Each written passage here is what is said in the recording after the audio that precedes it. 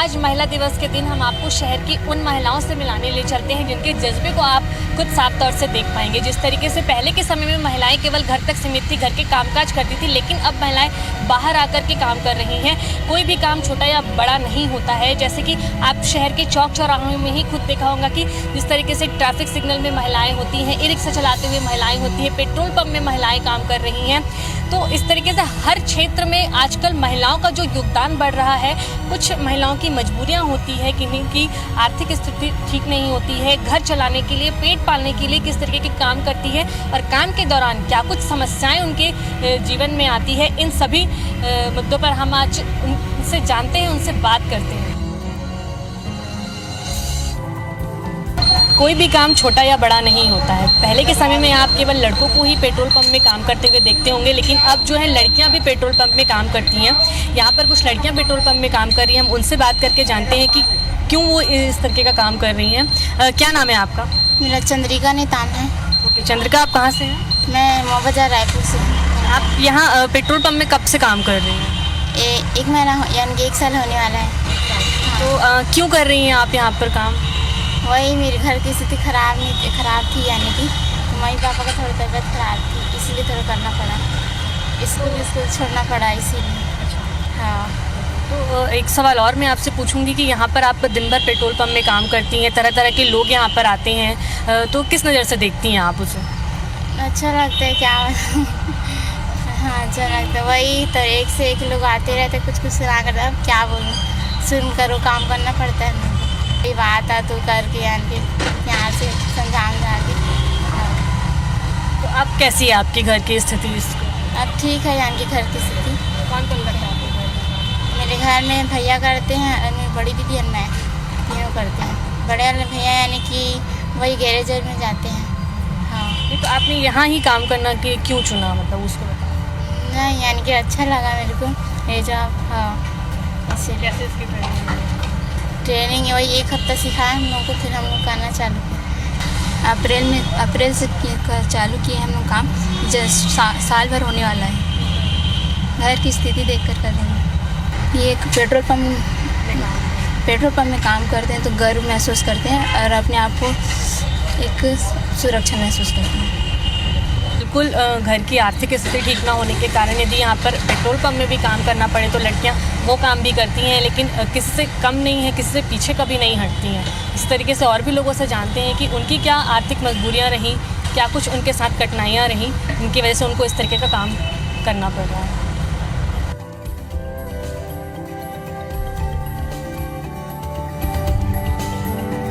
हमारे शहर में 1000 से भी ज़्यादा संख्या में ई रिक्शा भी चलते हैं। तो आपने कभी कभी ये भी देखा होगा कि महिलाएं भी ई रिक्शा चलाती हैं। तो यहाँ पर हम ई रिक्शा चलाने वाली महिलाओं से बात करेंगे कि वो क्या कुछ परिस्थितियाँ हैं उनके सामने और किस लिए वो ई रिक्शा चलाती हैं। क्यों चलाती हैं आप ई रिक्शा?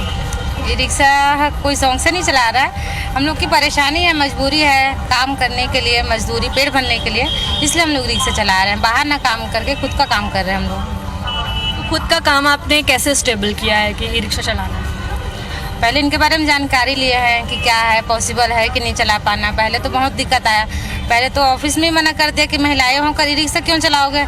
पहले तो अब लेबर ही नहीं कर रहा था कि ई रिक्शा देंगे ही नहीं, क्योंकि हम लोग को सरकार के जरिए से चाहिए था सब्सिडी के लिए, है ना। जब तक सब्सिडी आएगी नहीं हम लोग लेंगे नहीं करके। कंपनी में गए बोलते हैं डायरेक्ट आप कैश ले लो, तो कैश तो हम लोग ले सकते नहीं। फिर हम लोग सरकार के माध्यम से लिए हैं, तो शुरू में तो मना कर दिया उसने कि रिक्शा आप लोग चलाएंगे ही नहीं, सिर्फ पुरुषों के लिए। तो हम लोग ने जोर दिया कि हम लोग को चाहिए तो चाहिए, हम लोग ई रिक्शा चलाएंगे। तब जाके हम लोग को दिया गया ई रिक्शा, तब से हम लोग बस चला ही रहे हैं। तो दिन भर के लिए निकल जाती हैं, ई रिक्शा चलाती हैं, तो इस हालात में जब आपके घर का ध्यान कौन रखता है? अभी तो मेरे बच्चे थोड़े बड़े हैं तो वो लोग कर लेते हैं, है ना। मेरे घर से कुछ लोग आ जाते हैं थोड़ा बहुत हेल्प करने के लिए, रहने के लिए, तो हो जाता है। और कई लोग के घर में तो कोई नहीं है, वो लोग अपनी बच्चियों को लेके ही आते हैं। इनका एक बच्चा है, ये भी अपने बच्चे को लेके आता है। छोटी छोटी बच्ची है, वो लोग भी लेके आते हैं। अब परेशानी है, क्या करेंगे, पेट पालना है अपना और परिवार वालों को तो करना ही पड़ रहा है। परेशानी को नज़रअंदाज करके ही काम कर रहे हैं हम लोग। पर ऊपर से इन लोगों का यहाँ पे तो पुरुष प्रधान लोग है ना, 2 बातें तो सुननी पड़ती है और सुना भी देते हैं हम लोग भी। अच्छा, और ये पूछना चाहूँगी कि जब आप ई रिक्शा चलाती हैं तो हर टाइप के लोग आपके रिक्शे में बैठते होंगे, चाहे महिला हो पुरुष हो, तो उनको किस नज़र से देखती हैं आप? कैसा रहता है उनका बिहेवियर कैसा रहता है? सब लोग तो ऐसे ठीक ही मिलते हैं, फिर भी कई लोग ऐसे बदतमीज भी मिल जाते हैं। उन लोग का बातें सुनते तो कई लोग बदतमीज रहते हैं, उन लोग तो उतार ही देते हैं कि आप लोग को नहीं लेके जाएंगे भैया, उधर जा ही नहीं रहे हैं, जो भी हो बोल देते हैं। और बाकी ऐसे कॉमन सब फ्रॉड करते हैं कि अच्छा हमारे देश की महिलाएं, रायपुर की महिलाएं रिक्शा चला रही हैं। कई लोग तो मतलब अच्छे ही बोलते हैं हम लोग को। तो आपको ये काम करना कैसा लगता है?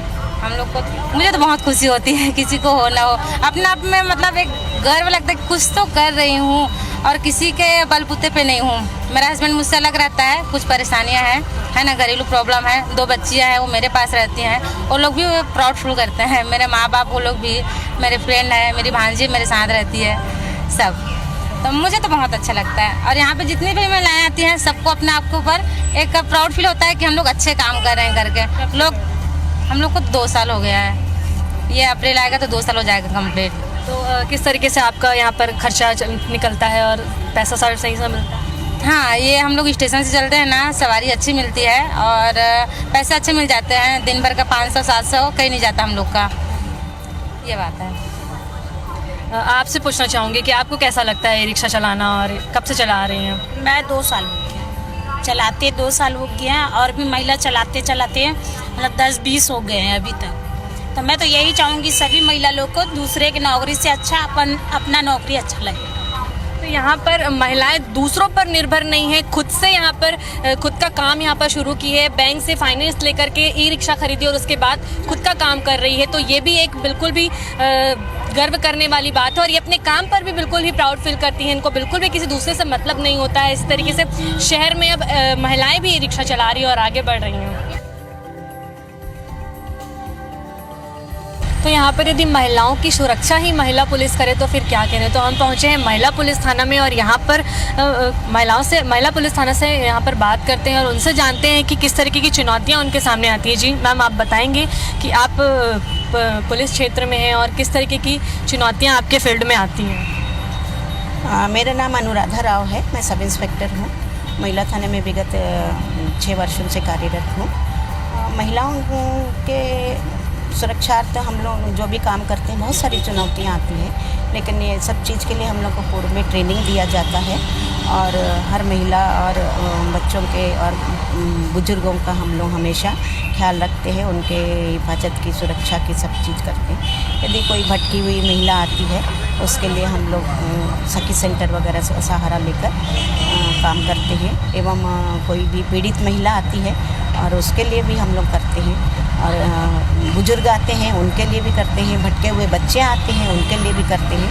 और व्यक्तिगत रूप से तो काफ़ी परेशानियां आती हैं, उसके बावजूद भी उन सबको रखते हुए दरकिनार हम लोग सबसे पहले महिलाओं की सुरक्षा को लेकर हम काम करते हैं।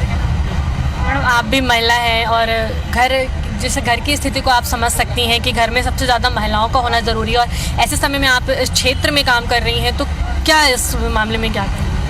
हम अपने परिवार को भी लेकर चलते हैं, हमारा परिवार भी हम लोग का साथ देते हैं और छोटी छोटी बातें तो होती है लेकिन परिवार पूरा सपोर्ट करता है, हम लोग जॉब करते हैं इसलिए। तो विगत कई वर्षों से आप इस क्षेत्र में हैं, तो किस तरीके की जो परेशानियां आपके सामने आई जिसको आपने सॉल्व किया और कैसा लगता है आपको? हाँ, कभी कभी बच्चों का या हस्बैंड का या सास ससुर का किसी का तबीयत ख़राब हो जाता है तो तुरंत हम लोग पहुँच नहीं पाते हैं, लेकिन परिवार के कोई भी सदस्य उनकी देखरेख करते हैं, फिर हम लोग अपना परिवार को लेकर चलते हैं। और कुछ कहना चाहिए?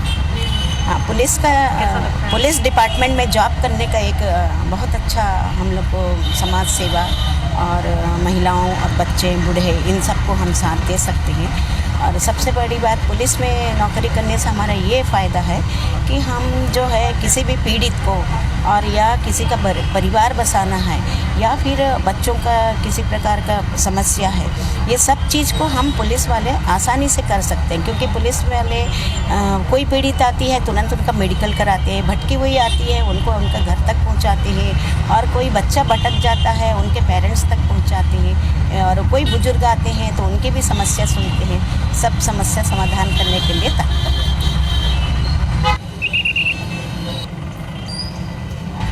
शहर के चौक चौराहों में ट्रैफिक सिग्नल में आपने महिलाओं को काम करते तो देखा ही होगा, तो उनसे बात करते हैं। क्या कुछ आप दिन भर यहाँ पर रहती हैं ट्रैफिक सिग्नल में, किस तरीके के सिचुएशन आप दिन भर में देखती हैं? हम लोग सवेरे 8 से 12 बजे तक ड्यूटी करते हैं और बीच में लंच मिलता है हम लोग को 12 से 4 के बीच में। और ऐसे 8 से हम लोग 12 बजे ड्यूटी करते हैं तो फिर हम लोग को ट्रैफिक कंट्रोल करना पड़ता है और बुजुर्ग लोग भी जाते हैं, उनको रोड क्रॉस करना पड़ता है, ट्रैफिक रोकना पड़ता है। तो हम लोग अपने मतलब बहुत खुशी होता है, अच्छा लगता है रोकने के लिए, रोक रोक के ड्यूटी करते हैं। कब से कर रही हैं आप ये काम? ये मैं 2015 से कर रही हूँ, ट्रैफिक में 2015 से ही हूँ, 5 साल हो गई, 5 साल से अभी ट्रैफिक में हूँ, ट्रैफिक ड्यूटी कर रही हूँ। तो 8 से 12 आप 8 घंटे यहाँ पर ड्यूटी करती हैं। यदि आपको खाना खाना है, वॉशरूम जाना है, पानी पीना है, तो ये जो सारी समस्याएं इनका कैसे सॉल्व कर? हम लोग 2 लगाते चौक में 2, तो फिर एक चौक पर रहता है तो फिर एक जाते हैं वॉशरूम के लिए। तो फिर 12 बजे तक के बाद तो हम लोग ड्यूटी ऑफ हो जाता है, तो फिर 12 बजे के बाद लंच में जाते हैं। हाँ, दिक्कत होती है, मतलब वॉशरूम यहाँ है नहीं तो फिर थोड़ा सा दूर जाना पड़ता है, इसलिए दिक्कत है हम लोग को वॉशरूम के लिए। चौक चौराहे में वॉशरूम है नहीं, फिर थोड़ा सा परेशानी होती है वॉशरूम के लिए। पिछले 4-5 साल से आप काम कर रही है, किस तरीके का अनुभव है वो हमें बताइए। वो अब से हम फर्स्ट बार में आए हैं तो हम लोग को पता नहीं था कि हम लोग को कैसे रेगुलेशन करना है, ट्रैफिक रोकना है। फिर उसके बाद में हम लोग को धीरे धीरे फिर अच्छा लगने लगा, तो फिर जैसे सिग्नल जैसे स्टॉप हो जाता है तो वैसे रोकना पड़ता है, तो वैसे ही रोकते हैं। तो कैसा लगता है आपको ये काम, कैसा लगता है? अच्छा लगता है। तो यहाँ पर ट्रैफिक महिला पुलिस है, उन्हें भी अपना काम अच्छा लगता है, उन्हें बहुत ही इस बात को लेकर के बहुत ही अच्छा लगता है और वे काम अपने बहुत ही ईमानदारी से करती है, आप देख सकते हैं।